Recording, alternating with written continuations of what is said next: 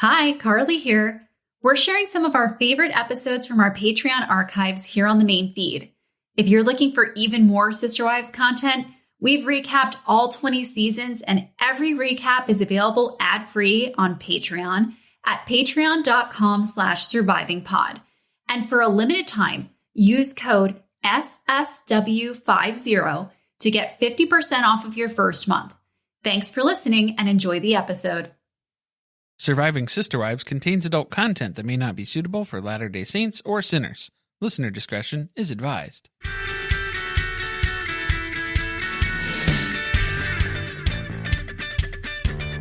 Hello and welcome to Surviving Sister Wives, the podcast where a monogamous couple drink heavily while recapping Sister Wives on TLC. I'm Corey. And I'm Carly.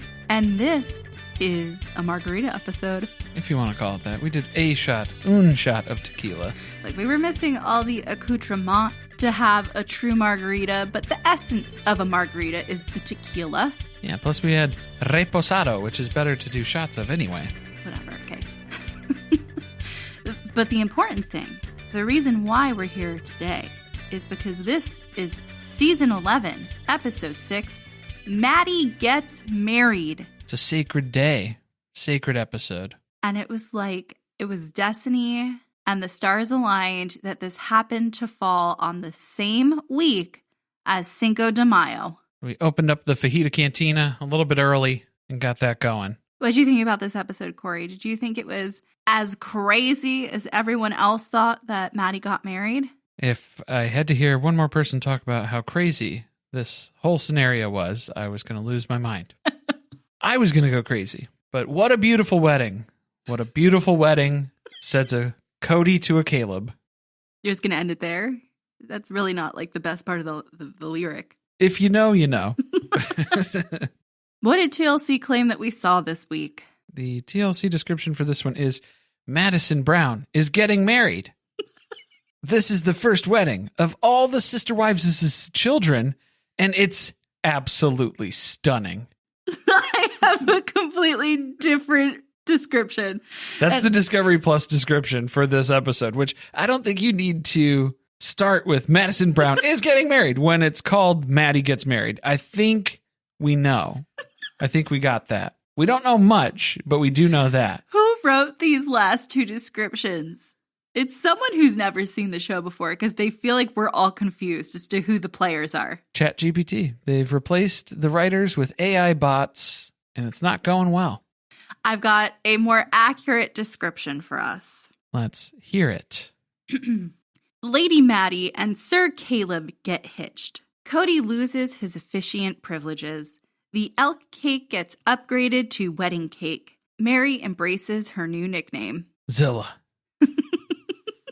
She's on the prowl. Not to be confused with Zillow. That domain has already been acquired, so we're going to have to work around that. Isn't Zilla? That's actually a company, though, too, right? I don't know. They're making fun of her. She's like a bridezilla, but, you know, Mary's always a Zilla. You could put Zilla at the end of anything. She's kind of a godzilla. Oh, I think it was Jobzilla, right? Wasn't that a thing? Remember that? Does that exist anymore? I don't know. How long ago was that? Did they get acquired by ZipRecruiter? I don't know. Who cares? Oh, man. If you are looking for a job, do not submit applications to Meri Brown. Announcements, they're going to be quick because there is a lot to talk about in this episode. First and foremost, we are not covering the next episode in the archives here. A Guide to Wedded Bliss. It's technically labeled as Season 11, Episode 7. Not going to happen. This is just Kody and Robin's wedding footage, followed by Maddie's wedding footage, which we just watched this episode. Why? There's not even like, they're not intercutting it with any interesting couch commentary. It is just straight up episode opens. It's Kody and Robin's wedding day. Did you at least get to see the jar with the balloons for the wedding day? That's the best part. Why didn't they recreate that here for Maddie's wedding?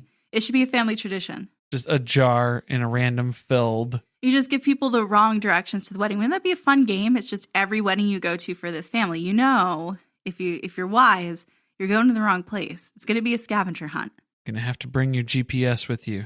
I think it was more detrimental for Kody and Robin's wedding because, again, this is back in the day when you did not have easy access to mobile device GPS. And if you ended up getting there with your printed MapQuest results, you're fucked. So if that's your thing, enjoy, watch, but we're not going to recap it again. We did it once. We're not doing it again. I think we said everything that we needed to say the first time around, especially when they're just replaying that exact same content with no additional commentary over it.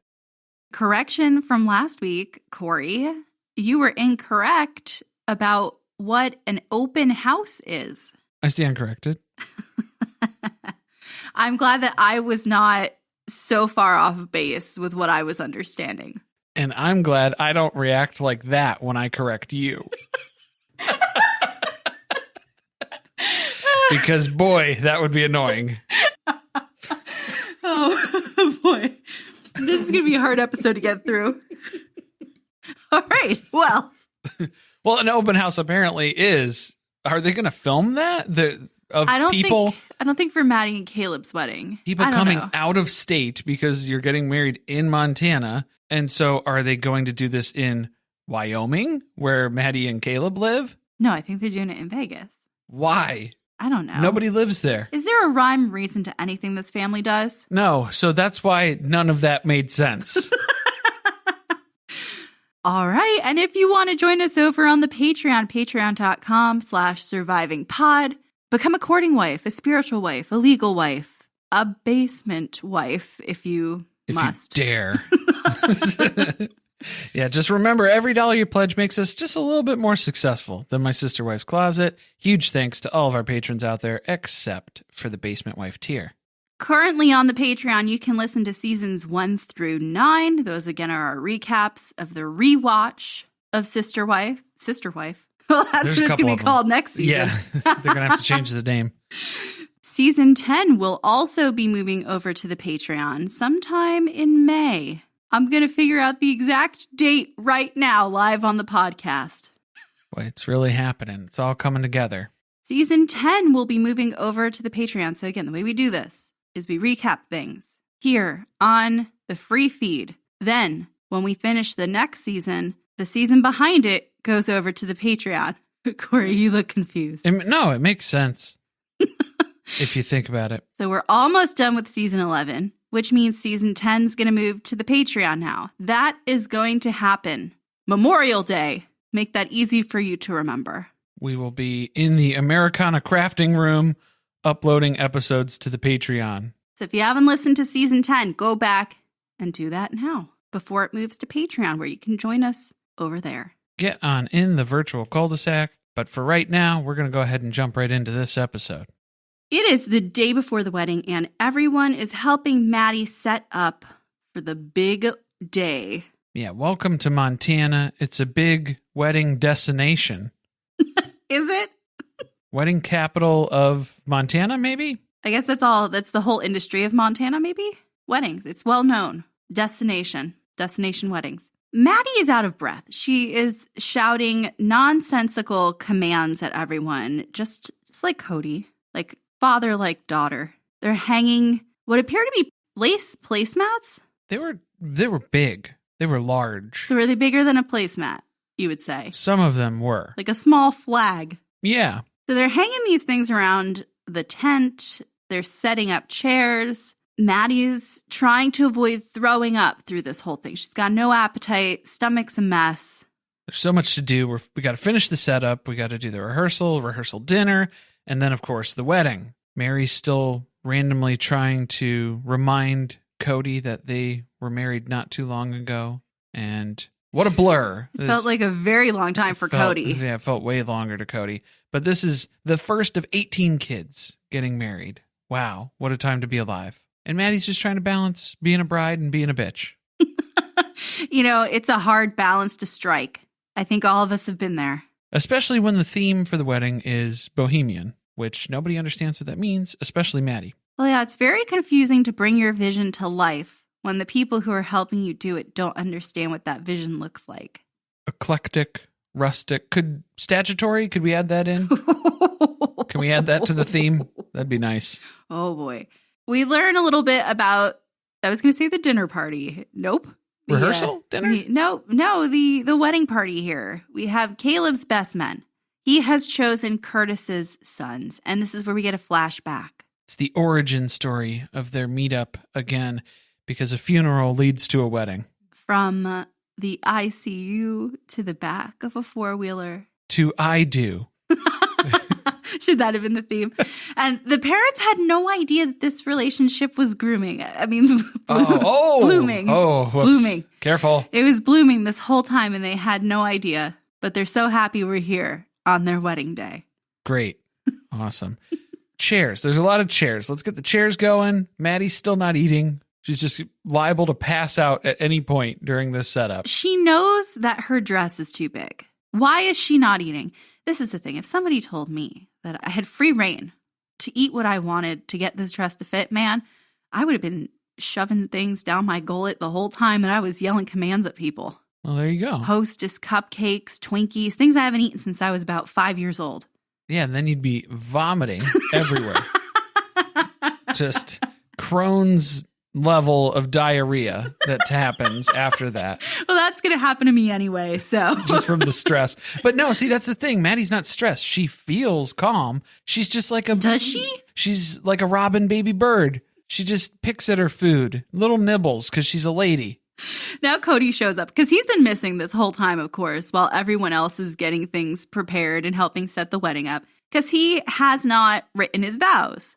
Well, their vows. He wishes they were his vows, but unfortunately. Vows by proxy. Yeah.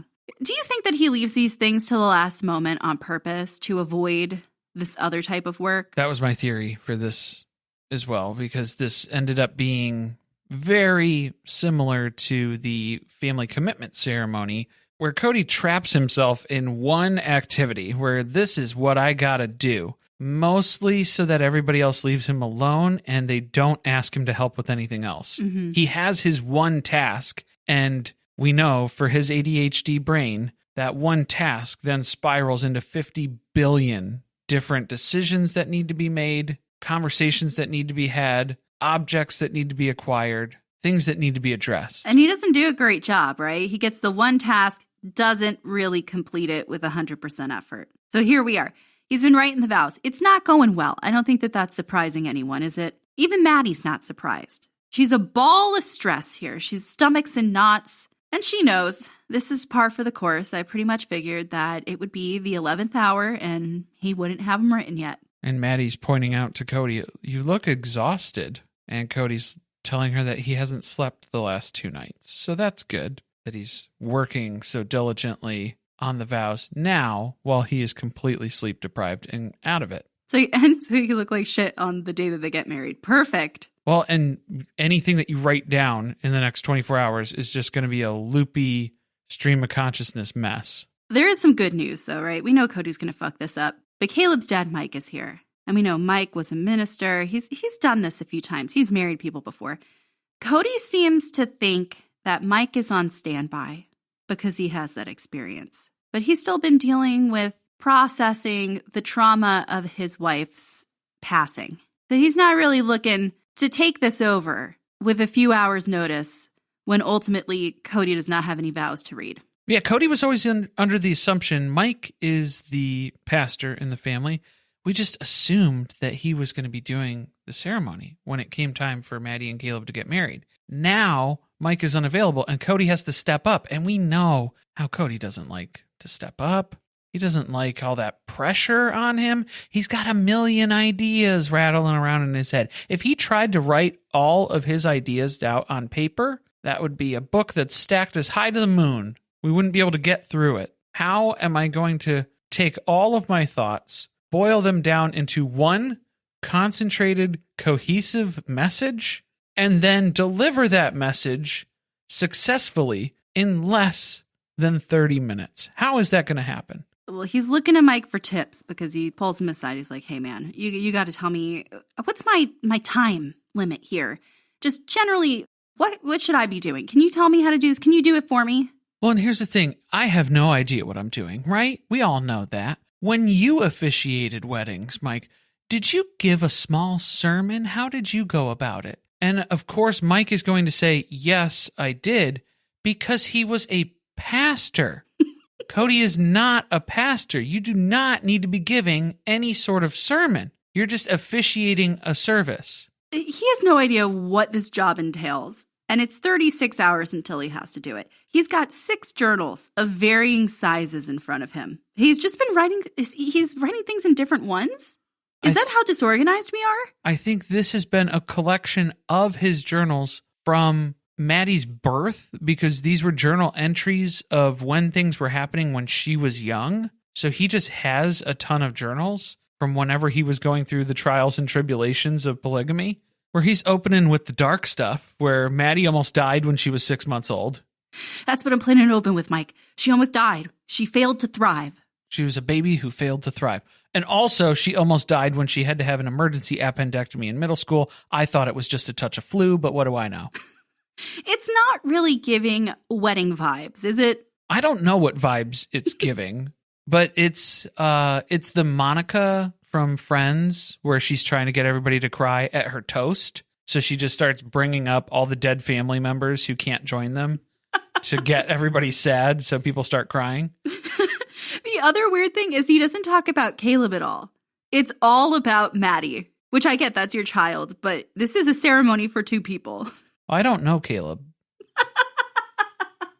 I love him. Don't get me wrong. I don't know him. The good news, though, is he's been under this impression that he's in a time crunch, right? But Mike has given him the okay to talk for up to 30 minutes, which I feel like maybe you should have run by Maddie and Caleb. I feel like he should have assessed that a little bit better, just on a personal level, too. And so Kody's like, well, wow, if I have 30 minutes to fill, I have an idea. He's psyched because now he doesn't have to cut the knighting ceremony. Yes. As it turns out, we did a bar mitzvah for Logan. Despite not being Jewish in any way. Which I think they're legally obligated to mention. But the editors who dropped the music track on for this segment, I feel like they did just as much appropriating as the Browns did. Oh, the music that played when they mentioned the bar mitzvah.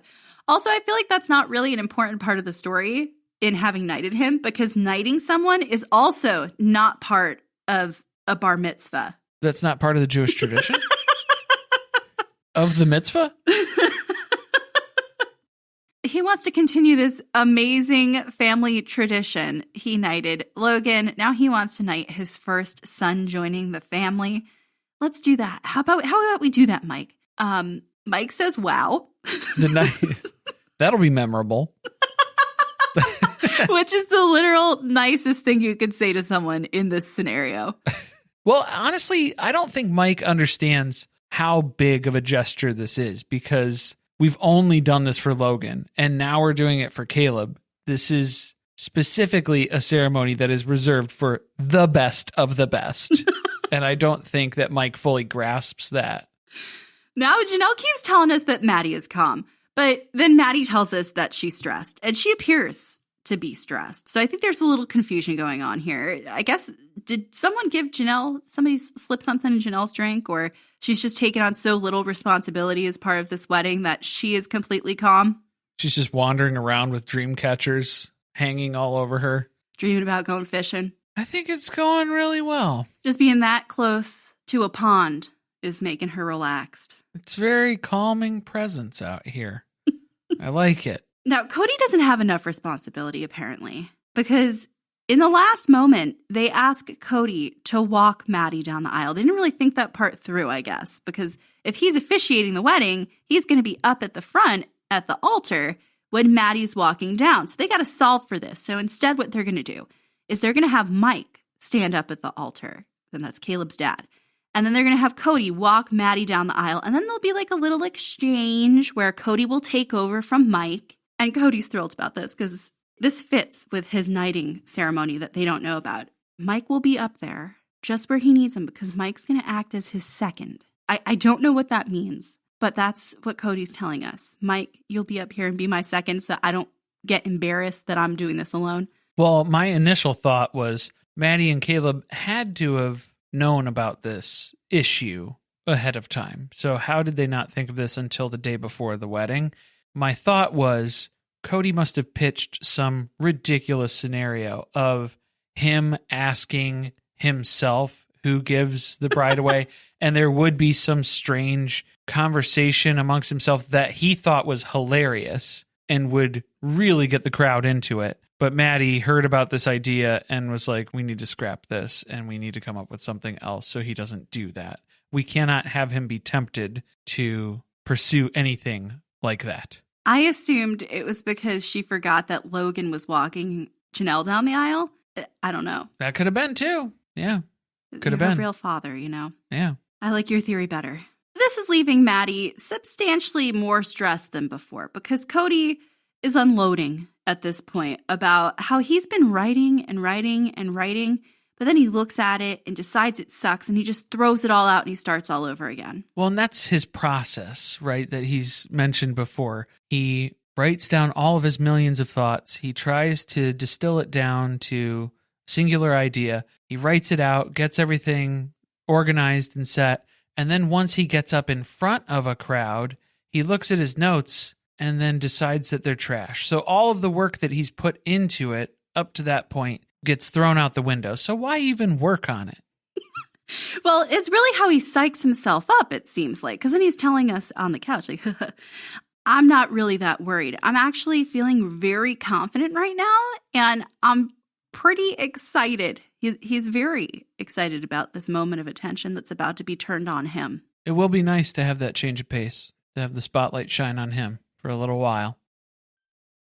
Now it's time for the rehearsal, and this, it turns out, is a perplexing custom for the adults because they just wing it at their weddings. They don't have wedding parties. They don't practice everyone walking down the aisle. Never done this before. This is all new to them. We don't know about this concept of practicing. Didn't they practice for the commitment ceremony? I think they did. Yeah, they did some run-throughs for that. It's not like you guys have no idea how this gets done, but they're kind of liking it because it turns out when you have a large group of people that you're trying to organize in an orderly fashion, that sometimes giving it a little practice go helps out. Right, so Kody is actually up at the front. He's working on practicing his speaking volume. Is this too loud? Do I need a mic? Dearly beloved, his go-to line. But now Maddie's got the mic.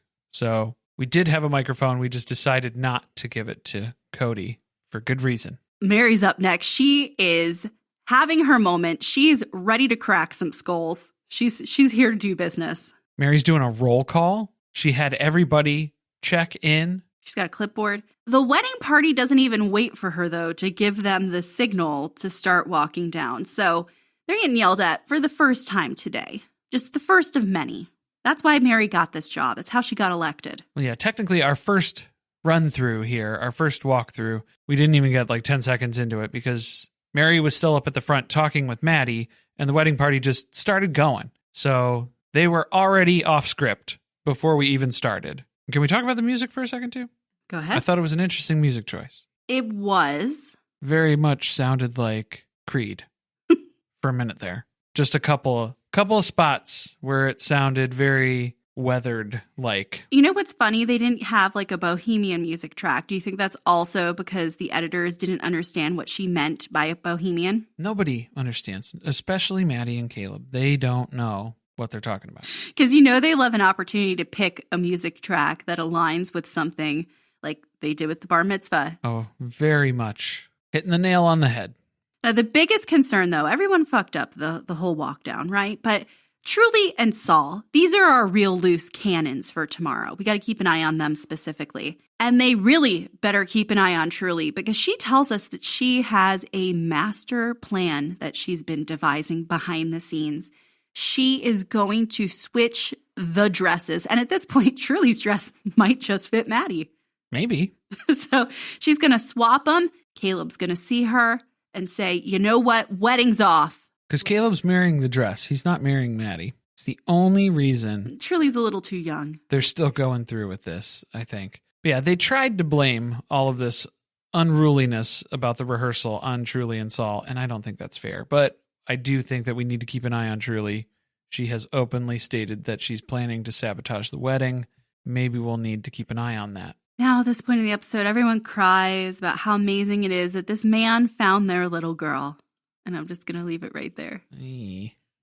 But Kody has to assure us that the heavens condone this marriage. Sure, Jan. While the rest of the family is enjoying a cookout, Maddie is making sure that Meri's got her instructions for tomorrow because remember, Meri's role is to be the day of wedding planner. She is in charge of all the big details and making sure things stay on schedule and go off without a hitch. Well, that and also Maddie's just trying to load up as many responsibilities for Meri so then that way Meri can't be involved or around and participate in anything that's going on. Keeping her very far away. Maintain the distance with the family. And keep her away from Leon because Meri mentioned in passing too that, boy, things sure have been rough between Meri and Leon. Who cares? She doesn't even remember that at this point because she's getting to do what she does best, right? She's getting to be the Zilla of the wedding, the bridezilla.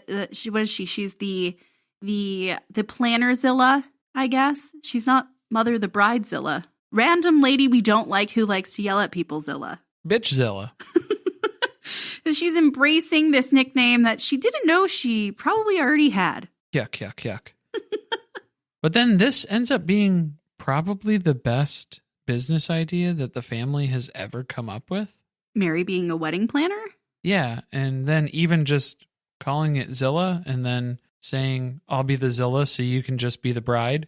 That's all good ideas. That is significantly better than fundamentalist fitness, Fitness fundamentalists. and my sister wife's closet. Yeah, if we took a fraction of the budget that we used on my sister wife's closet and we put that into this Zilla idea, I think we would have been way more financially secure for the future.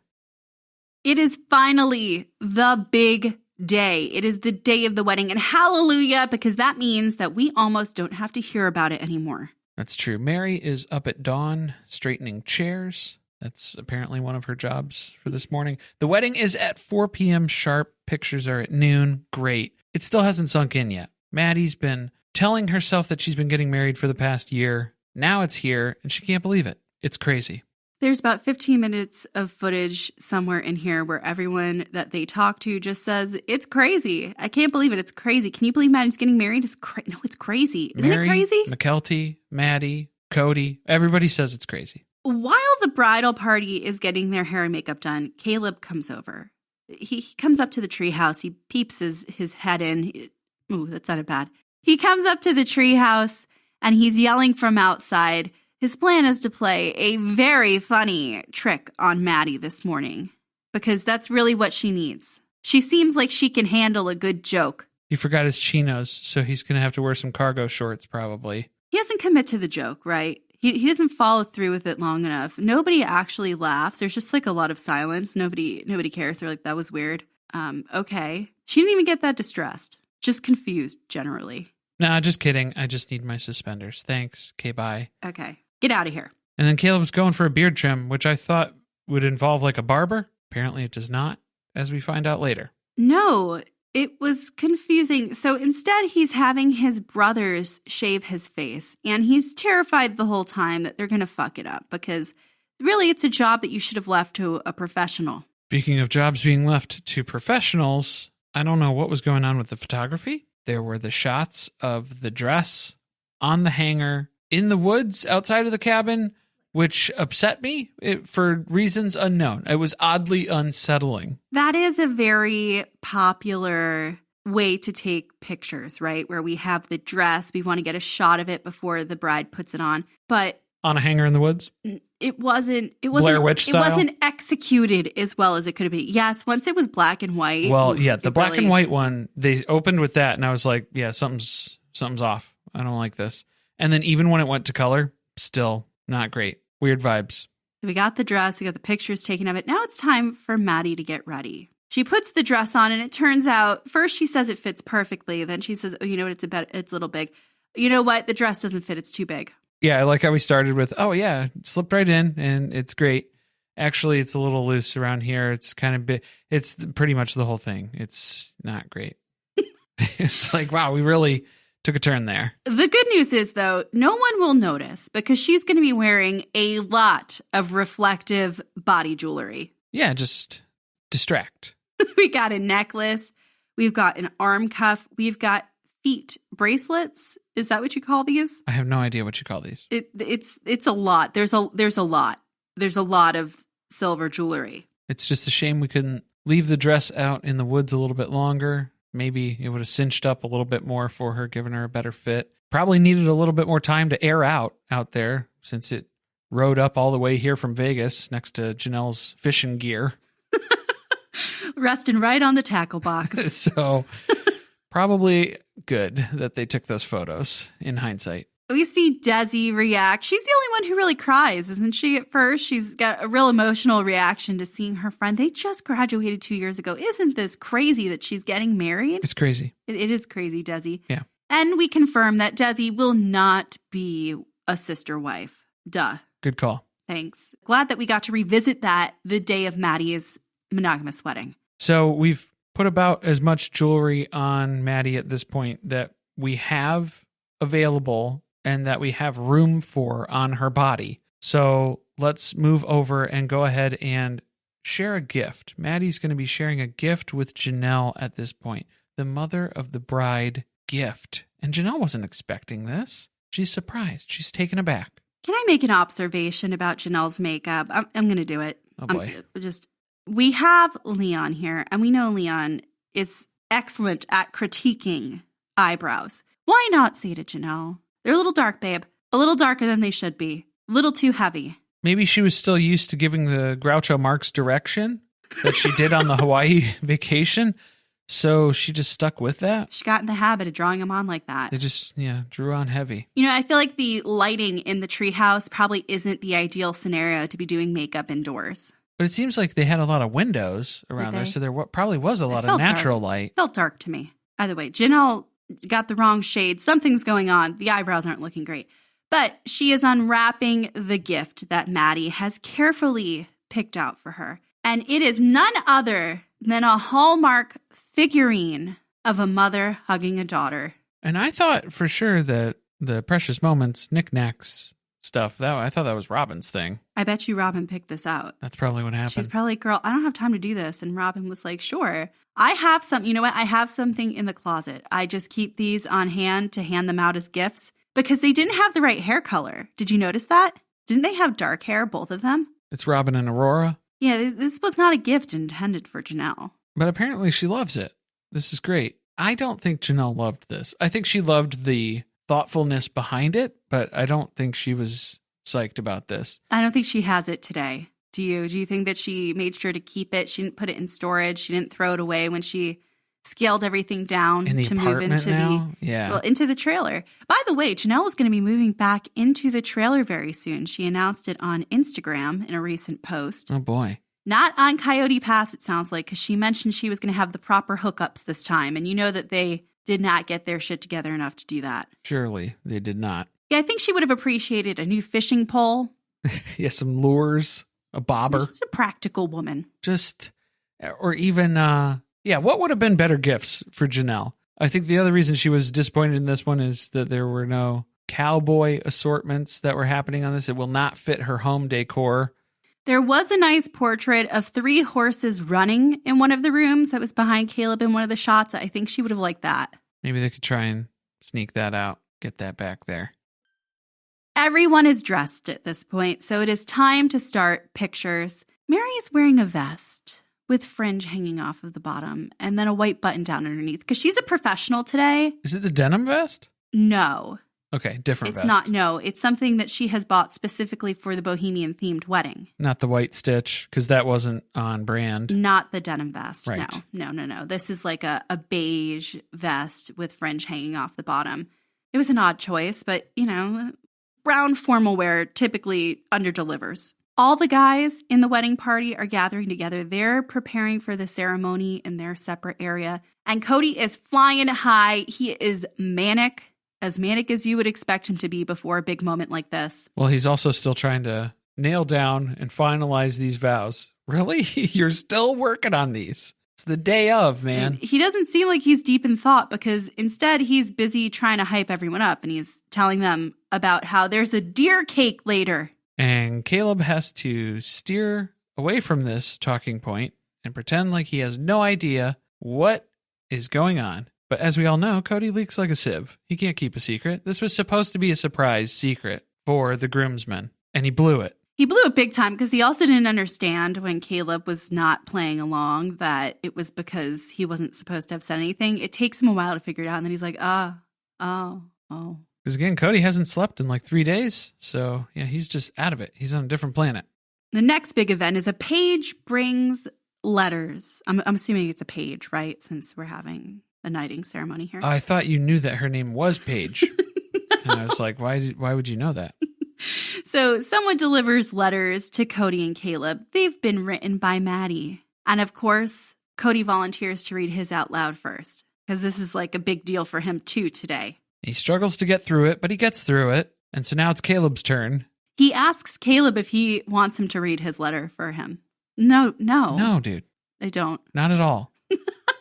But then Caleb tries to start reading the letter and immediately chokes up. Did you notice how much more genuine and emotional the letter that was written to Caleb was than the letter that was written to Kody? Kind of, but it did still have the weird Jeebus stuff in it that I didn't really like. Well, in the letter that she wrote to Kody, she literally wrote, "It's crazy. It's crazy that today..." She's also saying it's crazy that it's her wedding day. She knows it's crazy. She's been talking about how crazy it is, too. I didn't like the Freudian analysis in her letter to Kody. Self-assessment that she would be attracted to the best aspects of her father. Yeah, that was... Oof. But honestly, I mean... Does Kody have any good attributes? Well, I was going to say, it makes sense because Maddie's been looking for her father her whole life. So I guess that makes sense in this case. The big bummer of this moment is that Erica starts to break down. Again, Erica is Caleb's sister and was married to Curtis, who was Kody's brother. So as Caleb is reading this heartfelt, emotional letter from Maddie on their wedding day about their life together and being best friends and soulmates and eternal love, Erica starts breaking down and she's crying. She's losing it. Mike has to pull her away and offers maybe let's go for a little walk, settle down. But no, Kody has to ask her to come and attach Caleb's boutonniere at this point. Give her a minute, please. He does not pick up on social cues. This woman is having a hard time. It is not the moment to ask her to come do this. To then ask her to come in the stead of Caleb's mother, who also passed away recently. You're just double slamming her here to be like, oh, hey, can you just go ahead and power through that? Because we need you to clip this flower on Caleb's vest right now. Meri says we're on a very tight schedule, so. And I don't want to tell her that we're going to need a minute. There are 30 minutes left until the ceremony starts, and Kody still hasn't finalized the vows. I'm working on them. I'm writing them. They have mostly been written, but I still have a few rambling spots here and there that I'm trying to iron out. He's going full Michael Scott at this point because he is testing out opening lines on his best friend, Nathan. Allegedly best friend. Nathan doesn't seem to be very comfortable with that title. And I think Nathan's been on the show before, and he wasn't comfortable with that title then either. And so it has only gotten more awkward, I think, for him. But Kody's throwing a lot at him. He's very nervous. He's thinking about scrapping everything that he's prepared, just like he suspected he would. Meri's busy. She's directing traffic for the ceremony. She's getting everyone into their seats. They're very sweaty, baked in the sun, hot seats. Everyone's fanning themselves with the program. It looked hot, yeah. And, well, Robin brought her black lace fan. Very serious. She was ready. She was prepared. Is it a funeral? I have no idea. Well, again, started with a funeral, ended with a wedding. Time is up.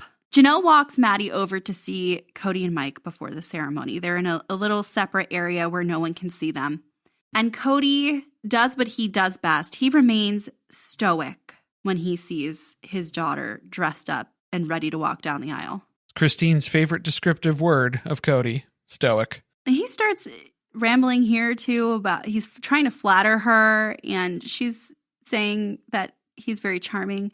But at one point he tells Maddie not to be embarrassed if he stares at her the whole time because she's just so beautiful. He is showering her with compliments. It had weird vibes. Smooth talking when he wants to, I suppose. Because then he's even macking on Janelle a little bit, too. Mm-hmm. He's telling Janelle that she looks better than the bride today. And that's not fair. And Janelle can't take a compliment. So she doesn't know what to do with that. We know whose treehouse he's staying in tonight. I guess. So the ceremony begins, and we're getting big Oktoberfest vibes. Yes. From the guys. Wow. The suspenders with the color of the shirt and then the pants, I mean... It was a little lederhosen for you? It was more than a little. Decorative suspenders might have been the way to go, I suppose, with a nice mug of beer, if you're into that sort of thing. We have Canon and D on guitar playing. How could we not? Of course, it's Kody's favorite. He won't come down the aisle to anything else. Yeah, that was for him. It is his entrance music. That wasn't for Maddie. And she again, just happens to be walking with him, but that's Kody's entrance music. 100%. And again, we have that very Creed sort of flair at the beginning there where it's, hold me now. I'm 6 feet from the edge and I'm thinking. And Kody's walking in with Maddie in one arm, and in the other hand, he is clutching 3 to 5 different sized journals. Binders of notes just pouring out of his journal, carrying it down the aisle with him. And he looks like he's walking to a bus stop. He is. He's very casually strolling. Sauntering in next to Maddie, arm in arm. Caleb is crying when he sees his bride walking down the aisle. Something I don't know what that's like. Right. But he quickly becomes confused when Mike asks him to kneel. And he's like, what? You want me to kneel down? Now? Like, what? That's not part of, okay, that's not really a wedding ceremony. Atypical for weddings right now. But okay, if that's what you're asking me to do, I'm going to take a knee. Pan to Logan. Logan's the only one who gets what's going on right now. He knows what's about to happen. There is recognition that comes through Logan's eyes watching this happen. And he's like, oh my God. Did you think he got upset where he was like, oh, I thought that was just for me? No, Okay. I think he was horrified. It was he's crying, but not tears of joy at this point. Yeah, no, he looked like a deer in headlights, like, oh my God, this is happening again. And he's going to get the perspective of an onlooker this time rather than a participant. A little cringier on this side. Mike goes through with it and he knights Caleb before handing the microphone to Kody. It's embarrassing that Mike had to do it, isn't it? This wasn't even his idea. No, I thought it was, I feel like it was better to have Mike do it than to have Kody run with it. Because again, who knows what we would have had. Because as they hand the microphone to Kody, Kody decides to kick off the ceremony with a quote. And which piece of classic literature or spiritual uplifting memorabilia, what do we think that he would be going for here? He opens with, do you feel lucky? Well, do ya, punk? From Dirty Harry. No, the worst part of it, too, is that he leans over into Caleb's face and whispers it into the microphone. Almost Jack Nicholson-esque in the delivery, even though this is a Clint Eastwood quote, but his delivery with his insanity laced in it, it was very Jack Nicholson. That was exactly how he delivered it. It was very Jack Nicholson. It was very scary. The look on Caleb's face. Maddie doesn't look surprised at all. She gives Caleb a wink, just go with it. It'll all be over soon. Caleb looks so scared because if that's the opening, where is this going? Who knows where this is going? Oh my God. So yeah, if that's what he kicked off with, Kody has tons of journals and ramblings that he's about to embark on here. He follows it up, though, with, your father just knighted you. Now I'm going to make you a king. Because he has to explain why that was done. But didn't it have like a little porn vibe to it? Like a little threatening. Like, what? What is happening? These are all very disconnected thoughts that do not make a lot of sense to anyone else. King shit. But he's all over the place. Again, trying to go with the sentimental side of things about how Maddie almost died. You only appreciate something when you almost lost it. And we almost lost Maddie right out the gate here. I don't think that applies to his wives, though. Maybe this is just a daughter thing, father-daughter relationship aspect. I think it's kind of upsetting that he has more than one near-death experience with the daughter that he can relate this to, because he's probably going to have very similar speaking points for Truly's wedding. Well, he could just recycle this for that. It's what it's going to be. I don't think he'll be officiating. I don't think he'll be wedding. invited. Yeah. Just in general. But he's all over the place. Poetry that only makes sense to him. He is rambling it on. I'm assuming his assessment at this point is that he's doing a fantastic job. His self-assessment up there. Oh, he thinks he's got the room going, that they're really into this whole thing, the whole story, the father-daughter bond that's going on here. He's telling everyone about his love for Maddie and then reminds everyone he's been married 4 times. He knows a thing or two about marriage and wedded bliss. So here's the first note that I have for you as newlyweds. Isn't it funny that this is the exact thing he did at his friend's wedding the last season? Did he give the same advice, though? I don't think it was the same advice, but he also gave advice. Because he's an expert, because he's been married 4 times. Yeah, I mean, of course. It's gone so well for him, marriage. Well, here's what he's learned. Here's the big takeaway. Never use sarcasm, right, Meri? Oh, I'm sorry. Never use sarcasm when you're speaking directly with each other, to each other, and about each other.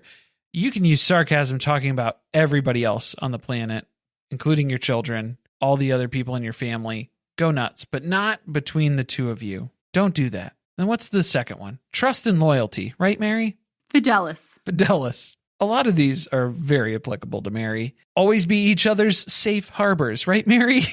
Just be that rock for the other person in those hard times when you really need to rely on someone. They're all very timely pieces of advice that he's learned specifically from one marriage, not all 4. Something about God, love each other. Now let's get to the vows. That's not really the important part, right? No. Because really the whole upfront speech that he's given, that's what the people are here for. So he increases the speed as he gives them the vows to repeat. Well, yeah, because while he was rambling, he was like, oh, here's the vows. We'll get to those later. And tucks them into his vest for safekeeping so they don't get lost among the plethora of pages that are just scattered about.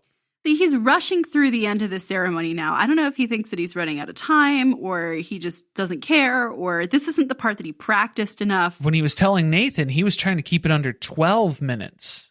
No, that's impossible. That was his goal. So, well, yeah, because 10 minutes for his segment and then 2 minutes for the vows. And then, boom, you're out of there. We're done. Grab some popcorn shrimp and blow out of here. So, yeah, you're going to be flying through it. He did okay. I think he did pretty good. I'm sorry. On the vows. Okay, just the vow portion. The vows. I think he did a good job. And why do we think so? That was scripted. That was stuff that he was just reading. It was written out, and you could just say those lines. Yes. He stuck to the script. That was the best part of the ceremony. Well, until he pronounces them married and introduces them as Mr. and Mrs. Caleb Brush. Because, again, Michael Scott, he's very excited to get to that part.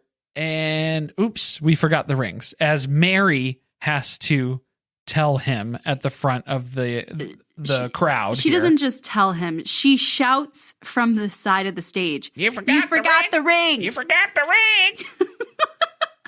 Caleb. Oh my God. Maddie and Caleb were already confused. Terrified. But they were like, you could tell that Maddie had made a decision that he forgot the rings and they were just going to roll with it. Let's just go pretend that was not an accident. It's a private ring ceremony. Nobody else needs to know about it, whatever. And so Maddie has to then stand in front of everyone and just say, we'll get them later. We'll just we'll swing, but we'll pick them up later. And it doesn't matter anyway, because the music starts and it's time for them to walk down the aisle. So there's no time to fix it anyway. Well, thank God the music started because they were standing up there. Very awkwardly. They were going to try to figure out. Kody was then talking about, he was just going to whip something together off the cuff for a ring ceremony exchange. Do not do that. Start playing the music and get the hell out of there. No, they tell us that the reason why Kody forgot this is because exchanging rings doesn't happen in their religious ceremonies. So he totally forgot. It was completely derailed. It was super awkward, but marriage is a contract and a covenant. With vows like that, who needs a ring, right? That's what he says to them. You can tell he's embarrassed in the fact that he forgot a pretty big part of the ceremony. Kind of a big deal. But he's got to make some type of joke out of it. And they're like, whatever. It doesn't matter anyway, because they pull the family together to watch them exchange rings. And when Caleb tries to put Maddie's ring on her finger. It's not going on very smoothly, and she has to shove it on the rest of the way. Well, it's hot, it's humid, and you don't want to force a ring on. You don't want to have to cut this thing off. No, that happened to me too. That's what happens when you're outside at a wedding and it's hot. So whatever, who cares? We got through it.